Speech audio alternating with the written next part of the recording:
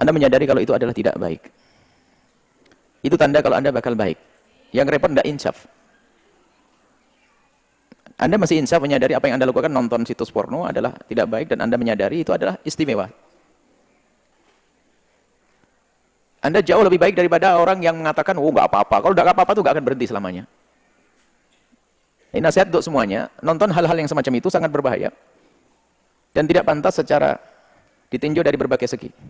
Secara akhlaki, secara moral, tidak pantas. Pantaskah seorang ibu nonton film begitu di depan anaknya, coba? Kenapa tidak berani? Karena nggak pantas secara akhlak. Secara nafsian, psikologi. Secara syar'ian, secara syarak. Secara psikologi akan merusak. Dan itu akan meracuni seseorang untuk mencari sesuatu yang tidak pernah ada di alam nyata. Karena namanya film adalah khayal. Sehingga mungkin saja, biarpun istrinya cantik, tetap saja kurang. Karena apa? Dia melihat sesuatu di sana. Maka suami yang sangat bodoh yang mengajak istrinya untuk nonton seperti itu.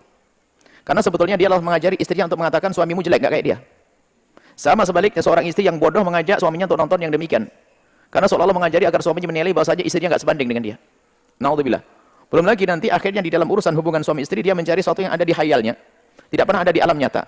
Karena mungkin kelebihan yang ada di film satu, film ini dipadukan seolah-olah dia ingin diwujudkan di istrinya, nggak akan terwujud, maka dia akan puas, maka ujung-ujungnya merendahkan. Kau hanya seperti itu. Sehingga ingin menginginkan hubungan seksual yang bermacam-macam sehingga tidak akan ketemu.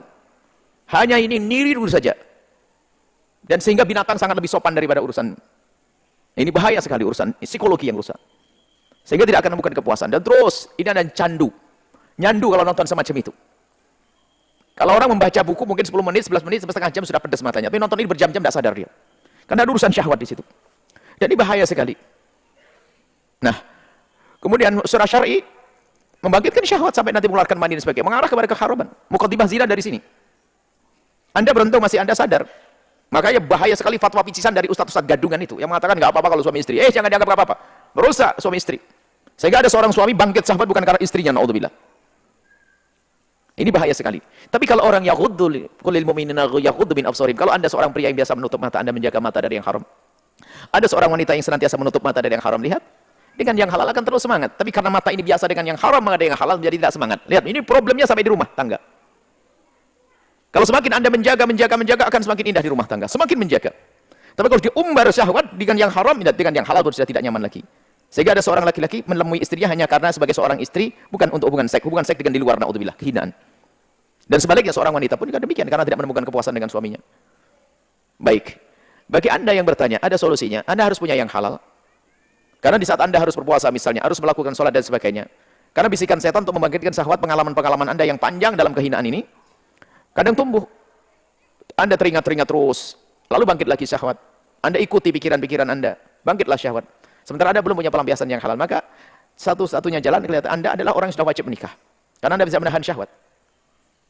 Naudzubillah, sehingga ada orang sebagian merasa lebih praktis dengan istilah naudzubillah, menyenangkan dirinya sendiri, onani dan sebagainya. Sementara ada jalan namanya halal pernikahan. Anda menikah. Kemudian masalah urusan ibadah, Anda jangan takut tidak diterima urusan ibadah. Artinya lakukan saja, nanti sambil minta semoga Allah menerima. Sebab semakin banyak Anda melakukan ibadah juga semakin menyejukkan hati Anda.